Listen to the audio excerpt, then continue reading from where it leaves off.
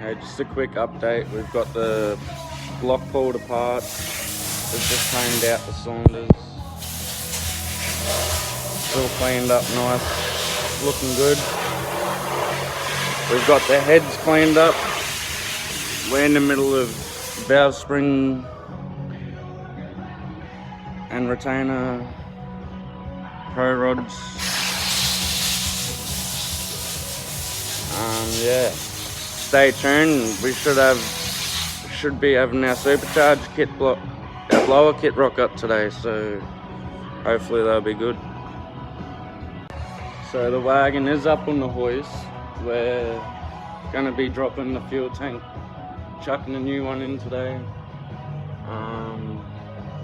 Cleaning, pretty much going to look all brand new under here.